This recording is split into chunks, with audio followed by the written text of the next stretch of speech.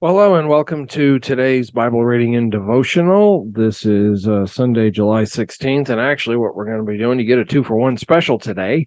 I had some problems yesterday, and actually I've had problems the last couple of days getting recordings done because of some technical issues. And so today we're going to get yesterday's reading and today's. I'm going to skip the Psalms and do Genesis, and we'll do Samuel, and we'll do Mark today, and then we'll do the Psalms another time. It's just a time factor because of our evening services and things. I can't get it all in, so we'll get in what we can. And so if you have your Bibles, open up to Genesis chapter 37. Don't forget to subscribe to the channel. Hit that subscribe bar. When the notification bell pops up, click on it so you can be notified whenever content is added to the channel, and comment on these videos, like these videos, share these videos. You know the drill. And so I'm going to go into my postage stamp here as we continue with the Kingdom Bible reading plan generated by Logos. And no, I do not get any kind of compensation or no agreement or anything like that, promotional fees or anything. It just happens to be the Bible software I use, along with BibleSoft. And BibleSoft is what you will see here momentarily on the screen that I use for the text. And there it is. So Genesis 37, let us begin. Now Jacob dwelt in the land where his father was a stranger, in the land of Canaan. This is the history of Jacob. Now, I really like the fact they use the word history. I really cringe when people use story when they're talking about the Bible. For instance, we're going to read Genesis 1, the creation story. Here's the story of Jesus at the temple. Here's the story of David and Goliath. We're going to look at that actually today. And the reason I don't like it is because if I'm telling you something and you say, like I'm telling you about my fishing trip and about the big one that got away, the big one, and you say, oh man, you're just telling me a story. You get the implication. The implication there is I just concocted the whole thing and that you don't believe me. So when we talk about the creation story or the Ahab story or the Jesus story, it sounds like we're making up fiction, like a bedtime story from Grimm's fairy tales that we might read to our kids at bedtime or something.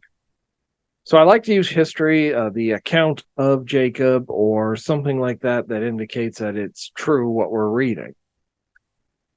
So then Joseph, being 17 years old, was feeding his flock with his brothers, and the lad was with the sons of Bilhah and the sons of Zilpah, his father's wives, and Joseph brought a bad report of them to his father. Now Israel loved Joseph more than all the other of his children, because he was the son of his old age. Also he made him a tunic of many colors. But when his brothers saw that their father loved him more than all his brothers, they hated him and could not speak peaceably to him. Now Joseph had a dream, and he told it to his brothers, and they hated him even more. So he said to them, please hear this dream which I have dreamed. And there we were binding sheaves in the field. Then behold, my sheaf arose and also stood upright, and indeed your sheaves stood all around and bowed down to my sheaf. And his brothers said to him, shall you indeed reign over us? Or shall you indeed have dominion over us? So that they hated him even more for his dreams and for his words. Then he dreamed still another dream and told it to his brothers and said, look, I have dreamed another dream, and this time the sun, the moon, and the 11 stars bowed down to me. So he told it to his father and his brothers, and his father rebuked him and said to him, what is this dream that you have dreamed? Shall your mother and I and your brothers indeed come to bow down to the earth before you? And his brothers envied him, but his father kept the matter in mind. Now, verse 12, then his brothers went to feed their flocks in Shechem, and Israel said to Joseph, are not your brothers feeding the flock in Shechem? Come, and I will send you to them. So he said to them, here I am. Then he said to him, please go and see if it is well with your brothers and well with the flock, and bring back word to me. So he sent him out of the valley of Hebron, and he went to Shechem. Now a certain man found him there. He was wandering in the field, and the man asked him, saying, "What are you seeking?" So he said, "I'm seeking my brothers. Please tell me where they are feeding their flocks." And the man said, "They have departed from here, for I heard them say, 'Let us go to Dothan.'" So Joseph went after his brothers and found them in Dothan. Now, I guess, well, actually, no, I don't know how this guy knew that this was Joseph and that he was looking for his brothers or who his brothers were, unless there's some conversation, part of the conversation that we're not privy to. So, verse 18, now when they saw him afar off, even before he came near them, they conspired against him to kill him. Then they said to one another, "Look, this dreamer is coming. Come, therefore, let us now kill him and cast him into some pit, and we shall say some wild beast has devoured him, and we shall see what will become of his dreams." But Reuben heard it, and he delivered him out of their hands and said, "Let us not kill him." And Reuben said to them, "Shed no blood, but cast him into a pit which is in the wilderness, and do not lay a hand on him, that he might deliver him out of their hands and bring him back to his father." Now, those he, him pronouns, I think are referring. Reuben is trying to get Joseph out of the pit and get him safely out of there, back to their father. It, to some that may be clear, but to me it wasn't the first time. I had to read that several times to get that straightened out. So verse 23, so it came to pass when Joseph had come to his brothers that he had stripped Joseph of his tunic, the tunic of many colors that was on him. Then they took him and cast him into a pit, and the pit was empty, but there was no water in it. And they sat down to eat a meal. Then they lifted their eyes and looked, and there was a company of Ishmaelites coming from Gilead with their camels, bearing spices, balm, and myrrh on their way to carry them down to Egypt. So Judah said to his brothers, "What profit is there if we kill our brothers and conceal his blood? Come and let us sell him to the Ishmaelites, and let not our hand be upon him, for he is our brother and our flesh." And his brothers listened. Then Midianite traders passed by, so the brothers pulled Joseph up and lifted him out of the pit and sold him to the Ishmaelites for 20 shekels of silver, and they took Joseph to Egypt. Then Reuben returned to the pit, and indeed Joseph was not in the pit, and he tore his clothes, and he returned to his brothers and said, "The lad is no more, and I, where shall I go?" So they took Joseph's tunic, killed a kid of the goats, and dipped the tunic in the blood. Then they sent the tunic of many colors, and they brought it to their father and said, "We have found this. Do you know whether it is your son's tunic or not?" And he recognized it and said, "It is my son's tunic. A wild beast has devoured him." And without doubt, Joseph is torn to pieces. Then Jacob tore his clothes and put sackcloth on his waist and mourned with his son many days. And tearing the clothes was a sign of mourning. And if you have a suit jacket, guys, in the lapel, there's probably a little slit. That slit is a holdover from this days of tearing the clothes as a sign of mourning. Mourning, mourning, not mourning like it's time to get up mourning. And the slit in the lapel is, in fact, from a Hebrew mourning custom for a son that has died. One of the many things we have today that a lot of people don't know the origin. And so at verse 36, now the Midianites had sold him to Egypt, to Potiphar, an officer of Pharaoh and captain of the guard. Now verse 38 is Judah and Tamar. And it came to pass at that time that Judah departed from his brothers and visited a certain Adullamite, whose name is Hira, and Judah saw there a daughter of a certain Canaanite, whose name was Shua. And he married her and went into her. So she conceived and bore a son, and he called his name She conceived again and bore a son, and she called his name Onan. And she conceived yet again and bore a son, and called his name Shelah. I assume that's how it's pronounced. He was at Chezib when she bore him. Then Judah took a wife for his firstborn, and her name was Tamar. But Judah's firstborn, was wicked in the sight of the Lord, and the Lord killed him. And Judah said to Onan, "Go into your brother's wife and marry her, and raise up an heir to your brother."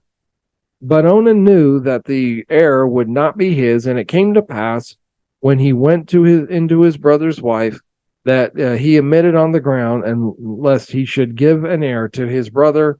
And the thing which he did displeased the Lord, and therefore the Lord killed him also. You notice it's not mincing any words or anything. The Lord just killed him. That's it. They were done. Bye. See ya. And then Judah said to Tamar, his daughter-in-law, remain a widow in your father's house till my son Shelah is grown up, or Shelah, whichever. For he said, lest he also die like his brothers. And Tamar went and dwelt in her father's house.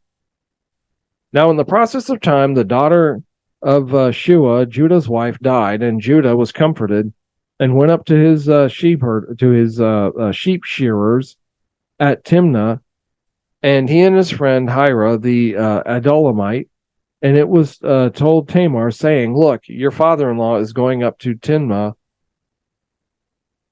to shear his sheep. So she took off her widow's garments and covered herself with a veil and wrapped herself and sat in an open place, which was on the way to Timnah, for she saw that Shelah was grown and she was not given to him as a wife.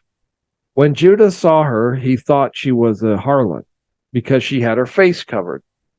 Then he turned to her by the way and said, please let me come in to you, for he did not know that she was his daughter-in-law. So she said, what will you give me that you may come in to me? And he said, I will send a young goat from the flock. And so she said, will you give me a pledge till you send it? And he said, what pledge shall I give you?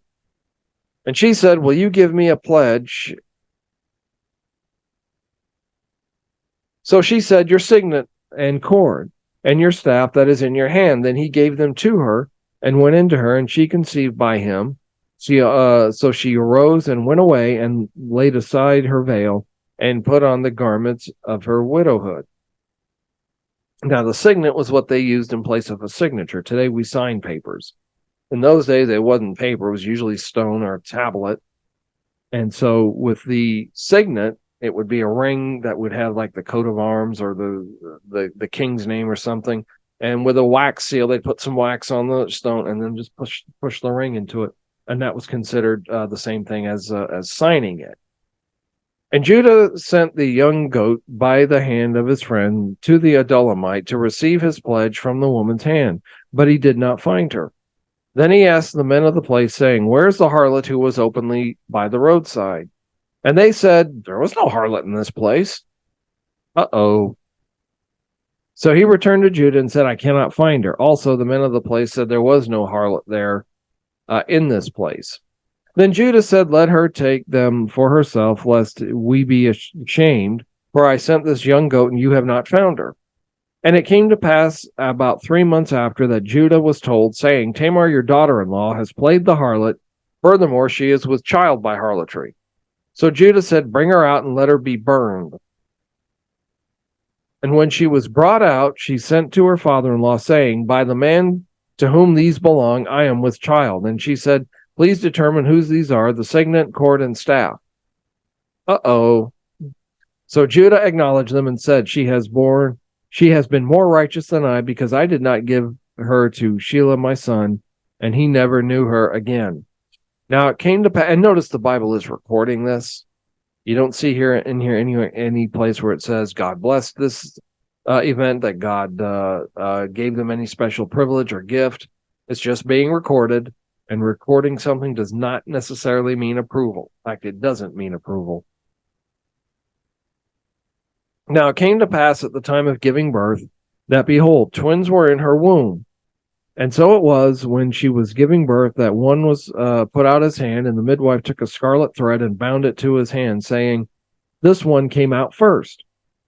Then it happened, as he drew back his hand, that his brother came out unexpectedly, and she said, how did you break through? This breach be upon you. Therefore the name one was called Perez, and afterward his brother came out, who had the scarlet thread on his hand, and his name was called Zerah. Now, in those days, that's what they had to do when you had a multiple birth, which I don't know how often it happened. Somehow tell them apart. So tie a thread around whichever one comes out first, so you can have them to be easily identified. Okay, we are going on now 1 Samuel chapter 16. This is David getting anointed king. Now the Lord said to Samuel, "How long will you mourn for Saul, seeing I have rejected him from reigning over Israel? Fill your horn with oil and go. I am sending you to Jesse, the Bethlehemite, for I have provided myself a king among his sons." Samuel said, "How can I go? If Saul hears of it, he will kill me." But the Lord said, "Take a heifer with you and say, I have come to sacrifice to the Lord. Then invite Jesse to the sacrifice, and I will show you what you shall do. You shall anoint for me the one I name to you."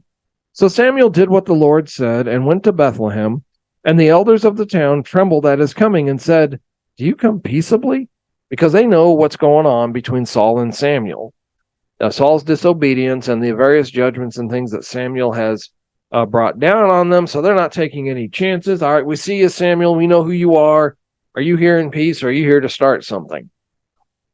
And he said, "Peaceably I have come to sacrifice to the Lord. Now sanctify yourselves and come with me to the sacrifice." Then he consecrated Jesse and his sons and invited them to the sacrifice. And so it was when they came that he looked at Eliab and said, "Surely the Lord's anointed is before him."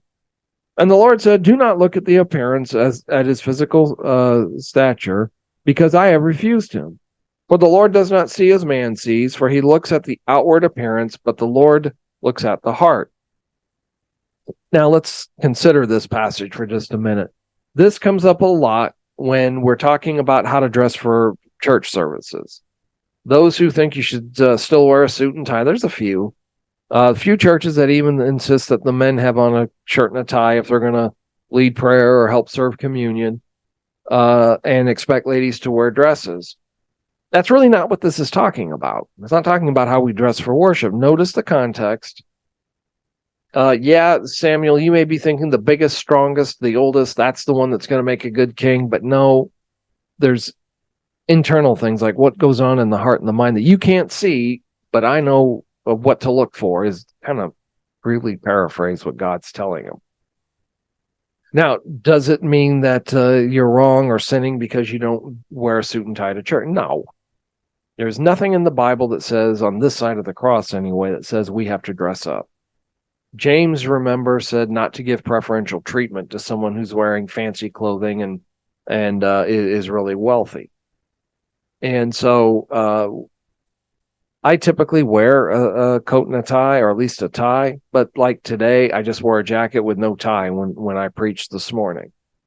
I would rather have you at the church building in your blue jeans and in your T-shirt than down at the country club in a suit and tie having brunch. I can't teach you or do anything with anybody who's down at the country club. So just bear that in mind. And culturally, some parts of the United States is a big country. And there are parts of the country out in rural area, people don't have coats and ties. They have bib overalls or Carhartts. You get into the cities where people wear suits and ties, lawyers, doctors, accountants, that kind of thing. Then you might come across a church where everybody wears a suit and tie. And if that's the case, go ahead and go with the flow. Don't make a huge issue out of it. Don't let someone get their soul lost because you are insisting on having your way and on whatever your tradition is. Okay? Enough of that rambling. Let's move on to verse 8. So Jesse called Abinadab and made him pass before Samuel, and he said, "Neither has the Lord chosen this one." Then Jesse made Shammah pass by, and he said, "Neither has the Lord chosen this one." Thus Jesse made 7 of his sons pass before Samuel. And Samuel said to Jesse, "The Lord has not chosen these." And Samuel said to Jesse, "Are all the young men here?" Then he said, "There remains yet one, the youngest, and there he is keeping the sheep." So Samuel said to Jesse, "Send and bring him, for we shall not sit down till he comes here." So he sent and brought him in. Now he was ruddy and with with bright eyes and good looking. And the Lord said, "Arise and anoint him, for this is the one." Then Samuel took the horn of oil and anointed him in the midst of his brothers, and the Spirit of the Lord came upon David from that day forward. So Samuel arose and went to Ramah. And now we're getting into the distressing spirit that comes on Saul. The Spirit of the Lord departed from Saul, and a distressing spirit from the Lord troubled him. And Saul's servants said to him, "Surely a distressing spirit from God is troubling you. Let our master now command your servants who are before you to seek out a man who is a skillful player of the harp. And it shall be that he will play it with his hand when the distressing spirit comes from God comes upon you, and you shall be well." So Saul said to his servants, "Provide me now a man who can play well and bring him to me." Then one of the servants answered and said, "Look, I have seen a son of Jesse the Bethlehemite, who is skillful in playing, and a mighty man of valor, a man of war, prudent in speech, and a handsome person, and the Lord is with him." Therefore Saul sent messengers to Jesse and said, "Send me your son David, who is with the sheep." And Jesse took a donkey loaded with bread, a skin of wine, and a young goat, and sent them by his son David to Saul. So David came to Saul and stood before him, and he loved him greatly, and he became his armor-bearer. Then Saul sent to Jesse, saying, "Please let David stand before me, for he has found favor in my sight." And so it was, whenever the Spirit of God was upon Saul, the Spirit from God was upon Saul, that David would take a harp and play it with his hand. Then Saul would become refreshed and well, and the distressing spirit would depart from him. Now, there's been a lot of speculation about what exactly this distressing spirit is. Some today think that Saul was suffering from some kind of depression or maybe bipolar. Don't know. It could have been an actual spirit that it was sent, or it could be depression. I don't know. But the point is now that David has been selected to replace Saul. Saul just doesn't know it yet, that he's about to lose the throne. So we come into verse 17, and this is the infamous battle between David and Goliath. Now the Philistines gathered their armies together to battle and were gathered at Sokoah, which belongs to Judah. They encamped between Sokoah and Azekah in Ephes Dammon. And Saul and the men of Israel were gathered together, and they encamped in the valley of Elah, and drew up in battle array against the Philistines. And the Philistines stood on a mountain on one side, and Israel on a mountain on the other side, and the valley between them. And a champion went out from the camp of the Philistines, named Goliath, from Gath, whose height was 6 cubits and a span. And he had a bronze helmet on his head, and was armed with a coat of mail, and the weight of the coat was 5,000 shekels of bronze. And he had a bronze armor on his legs, and a bronze javelin between his shoulders. Now the staff of his spear was like a weaver's beam, and his iron spearhead weighed 600 shekels, and a shield bearer went before him. Now, these are not exact sciences, especially the cubit, because that is the distance from the tip of your elbow up to the tip of your middle finger.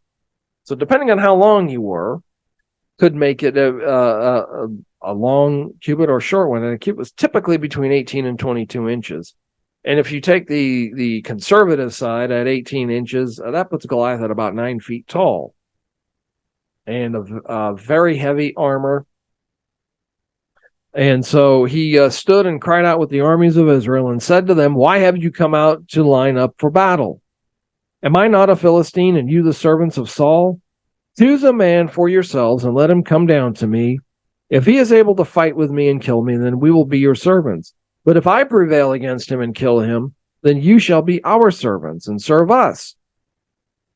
And the Philistine said, "I defy the armies of Israel this day. Give me a man that we may fight together." When Saul and all Israel heard these words of the Philistine, they were dismayed and greatly afraid. There goes unit morale. And so David is going to come on the scene here, and he's not too happy with this. And David was the son of the Ephraite of Bethlehem, Judah, and whose name was Jesse, and who had 8 sons, and the man was old and advanced in years in the days of Saul. The 3 oldest sons of Jesse had gone to follow Saul to the battle. The names of his 3 sons who went to battle were Eliab, the firstborn, next to him Abinadab, and the third Shammah. And David was the youngest, and the 3 oldest followed Saul, but David occasionally went and returned from Saul to feed his father's sheep at Bethlehem. And the Philistine drew near and presented himself 40 days morning and evening. So he's taunting them for 40 days, coming out and saying, come on out here. Let's get it on. Then Jesse said to his son David, take now for your brothers an ephah of this dried grain and these 10 loaves, and run to your brothers at the camp, and carry these 10 cheeses to the captain of their 1,000, and see how your brothers fare, and bring back news of them. I think in the modern military, this is what we call a care package. You send a package of goodies to your son, husband, or whoever at the front, and he's probably going to share with his other unit. And then come back and give me a report. Tell me what's going on. Normally, you would just send them by the U.S. mail or the Red Cross, but here David is the messenger. Now Saul and they and all the men of Israel were in the valley of Elah fighting with the Philistines. So David rose early in the morning, left the sheep with a keeper, and took the things and went as Jesse had commanded him. And he came to the camp as the army was going out to fight and shouting for battle. For Israel and the Philistines had drawn up in battle array, army against army, and David left his supplies in the hand of the supply keeper, and ran to the army, and came and greeted his brothers.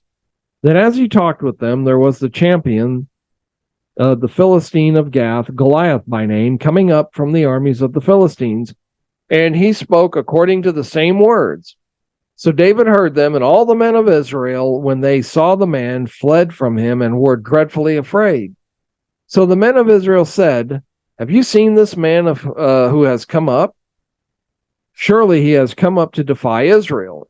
And it shall be that the man who kills him, the king will enrich with great riches, will give him his daughter, and give his father's house exemption from taxes in Israel. Wouldn't you like to have that exemption today? Then David spoke to the men who stood by him, saying, what shall be done for the man who kills this Philistine and takes away the reproach from Israel? For who is this uncircumcised Philistine that he should defy the armies of the living God? David doesn't like this. So whoever goes up and takes out this guy, what's he going to get? What's in it for me? Or what's in it for him, the potential soldier? And the people answered and said to him in this manner, so shall it be done for the man who kills him. So Eliab, his oldest brother, heard when he spoke to the men, and Eliab's anger was aroused against David, and he said, why did you come down here?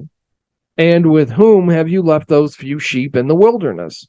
I know your pride and the insolence of your heart, for you have come down to see the battle. And David said, what have I done now? Is there not a cause? Then he turned from him toward another and said the same thing, and these people answered him as the first ones did. Now when the words which David spoke were heard, they were reported them to Saul, and he sent for him. Then David said to Saul, let no man's heart fail because of him. Your servant will go and fight with this Philistine. And Saul said to David, you are not able to go against the Philistine to fight with him, for you are a youth, and he's a man from his youth. You're just a kid. This guy's a battle-hardened veteran. You've never been in combat. What do you think you're going to do to take out this guy? But David said to Saul, your servant used to keep his father's sheep, and when a lion or a bear came and took a lamb out of the flock, I went after it, struck it, delivered the lamb from its mouth, and when it arose against me, I caught it by its beard and struck it and killed it. Your servant has killed both lion and bear, and this uncircumcised Philistine will be like one of them, seeing he has defied the armies of the living God. Moreover, David said, the Lord who delivered me from the paw of the lion and from the paw of the bear, he will deliver me from the hand of this Philistine. And Saul said to David, go, and the Lord be with you. So Saul clothed David with his armor, and he put a bronze helmet on his head. He also clothed him with the coat of mail. And David fastened his sword to his armor and tried to walk, for he had not tested them. And David said to Saul, I cannot walk with these, for I have not tested them. So David took them off. Then he took his staff in his hand, and he chose for himself 5 smooth stones from the brook, and he put them in a shepherd's bag and in a pouch which he had, and his sling was in his hand. So this armor that Saul is trying to get him to remember, Saul is head and shoulders above everybody else. He's over 6 feet tall, no doubt. And David is probably just a regular sized guy. And so this is like one time when I tried to wear a suit of my dad. My dad was over 6 feet tall, was 6'2". I'm 5'9".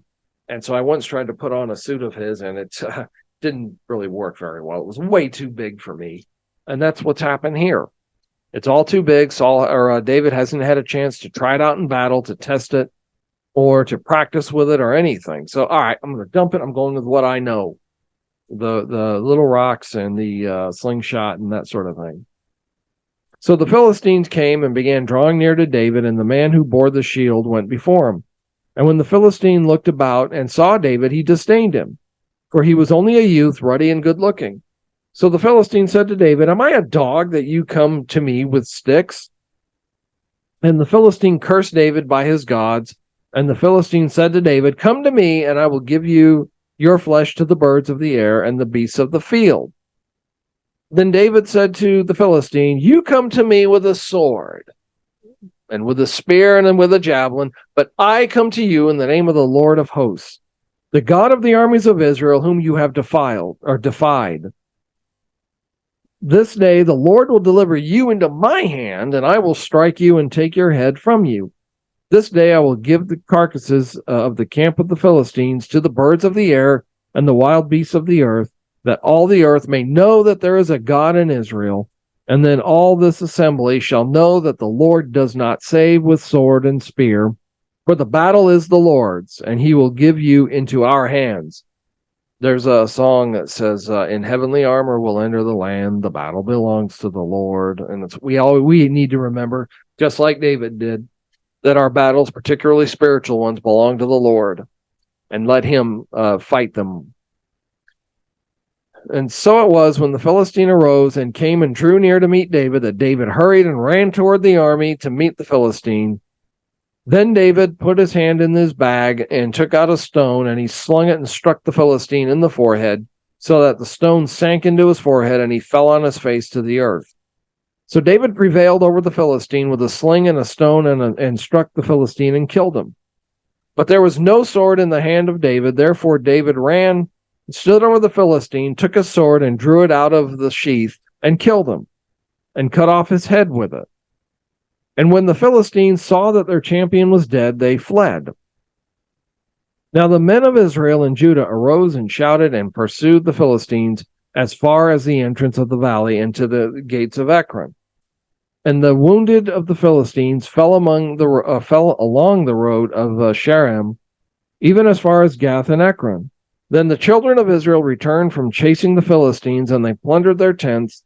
And David took the head of the Philistines and brought it to Jerusalem, and he put his armor in his tent. When Saul saw David going out against the Philistines, he said to Abner, the commander of the army, "Abner, whose son is this youth?" And Abner said, "As your soul lives, O king, I do not know." So the king said, "Inquire whose son this young man is." Then as David returned from the slaughter of the Philistines, Abner took him and brought him before Saul, with the head of the Philistine in his hand, and Saul said to him, "Whose son are you, young man?" Now I just pictured David walking in like he's carrying this like it's a briefcase or a suitcase.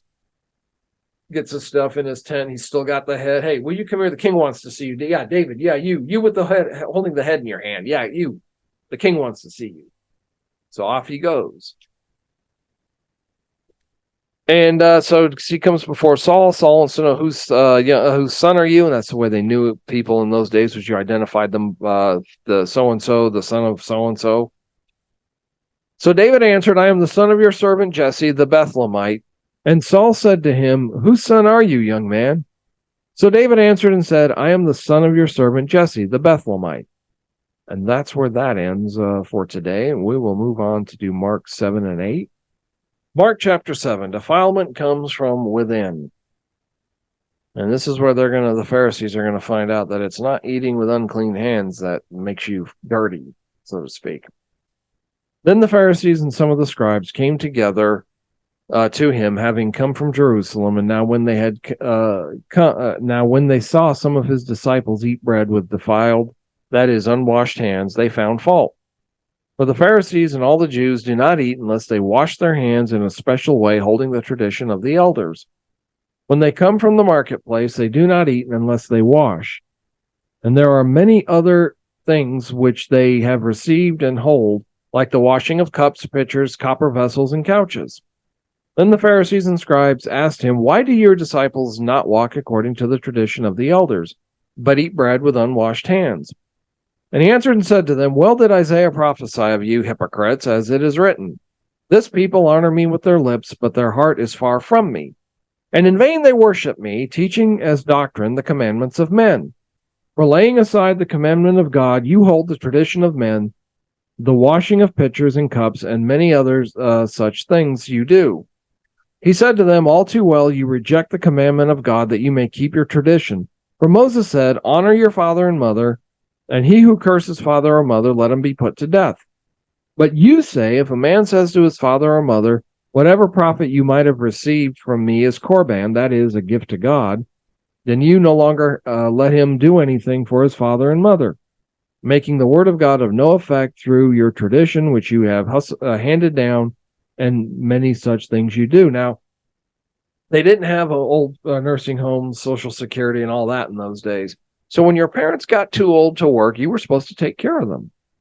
But what was happening was some of these people didn't really want to take care of their parents, would say, "Sorry, mom and dad, but what I have here is korban," meaning my money, my wealth is a gift to God. It goes to the temple, so I don't have anything to help you with. And that's how they couldn't help their parents. And so by doing, and then some of them would say, "I'm going to give to the temple," and they wouldn't do it.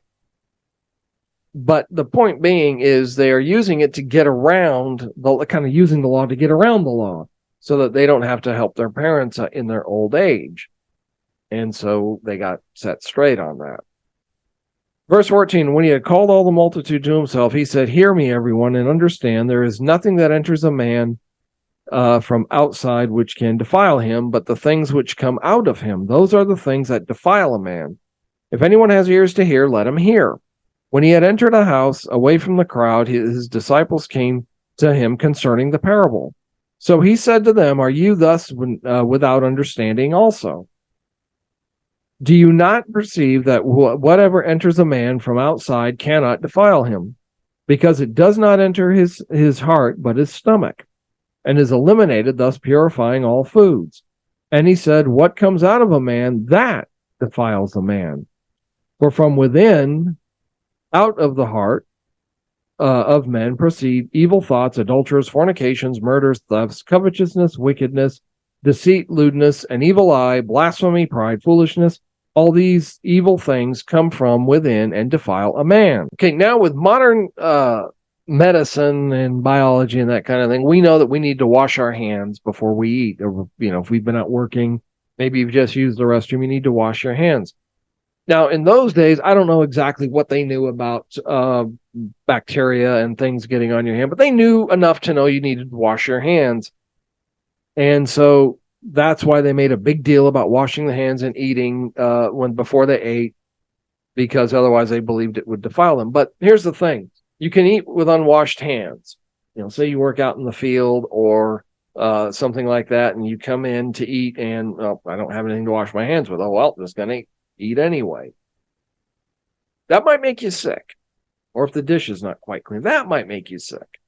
But it's not going to keep you out of heaven, because it's what goes on in your mind and heart. It's the things that you think about, the things you talk about, the things that you say about those things you think about and about those things you're thinking. That's what's going to defile you, because that'll give us a true insight to what your character is. Wash your hands before you eat. We just know that's good common sense. But it's not going to keep you out of heaven if you don't wash your hands. And from there he arose and went to the region of Tyre and Sidon, and he entered a house and wanted no one to know it. But he could not be hidden. Now this was after John the Baptist has been executed, and Max Lucado wrote a book several years ago, and I can't remember the title of it. But the book was essentially about this situation between Jesus and John the Baptist, or John the Baptizer, and how the crucifixion was that day was Jesus' worst day, his hardest day. But Lucado was making the point that next to that, the second worst day was when John the Baptist was executed. It was an interesting book, and that is quite possibly what happened. They were relatives, remember, their mothers were related. So I've always thought they probably played together growing up, because I don't think they would live that far apart. And so they knew each other, and now John's been executed, and so Jesus needed some time to get away. He's fully human, in addition to being fully God, so he needs that rest time like we would need if someone near to us died, especially a gruesome death like John the Baptist did. Anyway, the woman that's coming to him was a Greek Syrophoenician by birth, and she kept asking him to cast the demon out of her daughter. But Jesus said to her, "Let the children be filled first, for it is not good to take the children's bread and throw it to the little dogs." And she answered and said to him, "Yes, Lord, but yet even the little dog under the table eat from the children's crumbs." Then he said to her, "For this saying, go your way, the demon has gone out of your daughter." And when she had come to her house, she found the demon gone out and her daughter lying on the bed. Now, I need to say a few things about this. This is something that they call themselves progressive Christians. They're counterfeit Christians, or I call them regressive Christians. They're not progressing anything, really. Not anything that's Christian in any way. But one of their type, Brandon Robinson is his name, did a video on this. I think he used Matthew's account, though, but I don't remember for sure. But anyway, he said Jesus was a racist. And the way he referred to this woman, and he didn't want to help her, so she stood up to him, spoke truth to power, and Jesus changed his mind. Jesus backed down. Okay, you can take his take on this Syrophoenician woman, and you can go out and fertilize your yard with it. That gives you an idea of what I think of his teaching on this parable, or not this parable, I'm sorry, this occasion, this actual happening, and he's wrong. Let's break it down. Now, I think Matthew just says, give the children, it's not right to give the children's bread to the dogs. But Mark here calls it a little dog. This is like a little lap dog, a pet, is what this is saying. And then her comeback, even the little dogs under the table eat of the crumbs.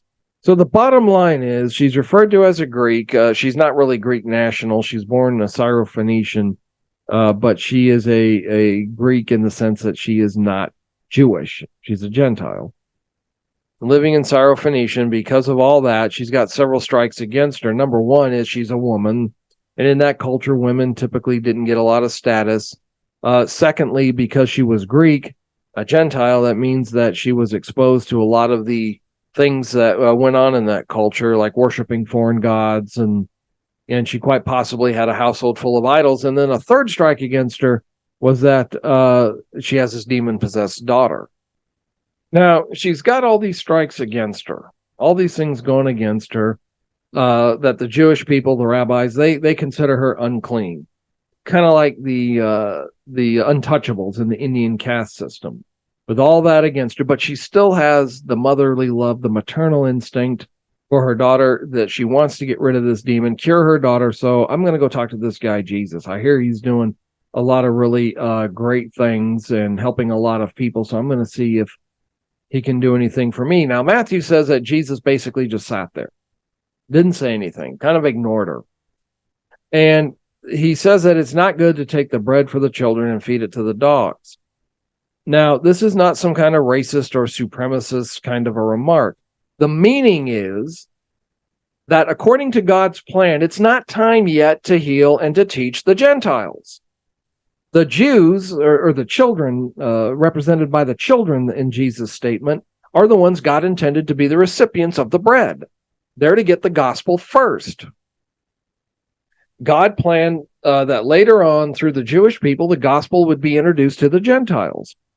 But she showed great faith and humility and a quick response. But even the dogs under the table get to eat the crumbs. So she's implying that just a mere crumb from Jesus' miraculous power would be sufficient to heal her daughter. Kind of like the woman who touched the hem of his garment. So she also recognized that this did not signal the beginning of a major Gentile campaign. So then Jesus heals her daughter. And the conversation made it clear that she would not misinterpret the healing as a sign that Gentiles that their time had come. So Jesus' actions never yielded to just some simple explanation. And those who thought that they had him figured out, usually are stunned to figure out they don't have them figured out. So no, it's not a racist. It's not some kind of a Hebrew supremacist comment that he's making. Jesus is just trying to let her know, hey, it's the Jews first, and also to the Greek, Romans 1 verse 16, that Paul was not ashamed of the gospel because it was the power of God to save to the Jew first. It started in Jerusalem, then out to Samaria, then to the rest of the world. And so that's what he's telling her. Basically, he's telling her, that it's not your turn. You need to, your place in line hasn't come yet. Verse 31, back to Mark chapter 7, verse 31. Again, departing from the region of Tyre and Sidon, he came through the midst of the region of Decapolis to the Sea of Galilee. Then they brought to him one who was deaf and had an impediment in his speech, and they begged him to put his hand on him. And he took him aside from the multitude and put his fingers in his ears and spat and touched his tongue. Then looking up to heaven, he sighed and said to him, something there that means be opened. And immediately his ears were opened, and the impediment of his tongue was loosed, and he spoke plainly. Then he commanded them that they should tell no one, but the more he commanded them, the more widely they proclaimed it. And they were astonished beyond measure, saying, he has done all things well. He makes both the deaf to hear and the mute to speak. Now Mark chapter 8. In those days, the multitude being very great and having nothing to eat, Jesus called his disciples to him and said to them, I have compassion on the multitude, because they have now continued with me for 3 days and have nothing to eat. And if I send them away hungry to their own houses, they will faint on the way, for some of them have come from afar. Then his disciples answered him, how can one satisfy these people with bread here in the wilderness? He asked them, how many loaves do you have? And they said 7. So he commanded the multitude to sit down on the ground, and he took the 7 loaves and gave thanks and broke them and gave them to his disciples to set before them. And they set them before the multitude. They also had a few small fish, and having blessed them, he set them also before them. So they ate and were filled. They took up 7 large baskets of leftover fragments. Now those who had eaten were about 4,000. And he sent them away, and immediately got into the boat with his disciples and came to the region of Dalmanutha. At least I think that's how you pronounce it. Then the Pharisees came out and began to dispute with him, saying, or rather seeking from him a sign from heaven, and testing him. But he sighed deeply in his spirit and said, why does this generation seek a sign? Assuredly, I say to you, no sign shall be given to this generation. And he left them, and getting into the boat again, departed to the other side. Now the disciples had forgotten to take bread, and they did not have more than 1 loaf with them in the boat. Then he charged them, saying, take heed, beware of the leaven of the Pharisees and the leaven of Herod. They reasoned among themselves, saying, it is because we have no bread. But Jesus, being aware of it, said to them, why do you reason because you have no bread? Do you not yet perceive nor understand? Is your heart still hardened? Having eyes, do you not see? And having ears, do you not hear? Do you not remember when I broke the 5 loaves for the 5,000? How many baskets of fragments did you take up? They said to him, 12. So he said to them, how is it that you do not understand? Then he came to Bethsaida, and they brought a blind man to him and begged him to touch him. So he took the blind man by the hand and led him out of the town. And when he had spit in his eyes and put his hands on him, he asked him if he saw anything. And he looked up and said, I see men like trees walking. Then he put his hands on his eyes again and made him look up. And he restored and saw everyone clearly. Then he sent him away to his house, saying, neither go into the town nor tell anyone in the town. Now, I'm guessing this guy at one time had vision and lost it after he could see, that he wasn't born blind. And I think that because he says, I see men like trees and walking. If he'd been blind since birth, how would he know what a man looks like or a tree looks like or what walking looks like? So I think he had vision at some, I could be wrong on that. That's just kind of my take on it. But here he's obviously showing faith in the Lord. Now, verse 27 is going to be the famous confession from Peter. Now Jesus and his disciples went out of the towns of Caesarea Philippi, and on the road he asked his disciples, saying to them, Who do men say that I am? So they answered, John the Baptist, some say Elijah, others say one of the prophets. And he said to them, But who do you say that I am? Peter answered and said to him, You are the Christ. Then he strictly warned them that they should tell no one about him. And he began to teach them that the Son of Man must suffer many things and be rejected by the elders and chief priests and scribes, and be killed, and after 3 days rise again. He spoke this word openly. Then Peter took him aside and began to rebuke him. But when he had turned around and looked at his disciples, he rebuked Peter, saying, Get behind me, Satan, for you are not mindful of the things of God, but the things of men. When he had called the people to himself with his disciples also, he said to them, Whoever desires to come after me, let him deny himself and take up his cross and follow me. For whoever desires to save his life will lose it, but whoever loses his life for my sake and the gospel's will save it. For what will it profit a man if he gains the whole world and loses his own soul? Or what will a man give in exchange for his soul? For whoever is ashamed of me and my words in this adulterous and sinful generation, of him the Son of Man will also be ashamed when he comes into the glory of his Father with the holy angels. And he said to them, Assuredly I say to you, there are some standing here who will not taste death till they see the kingdom of God present with power. And that's chapter 9, verse 1. And that's where we're going to stop for today. Thank you for being with us. Thank you for subscribing to the channel. I can't build a channel without the help of loyal viewers such as yourself. Thank you for being with us. That's going to do our video for today. We'll see you in the next video, and have a great start to the week. Thank you for being here. I'm out of here.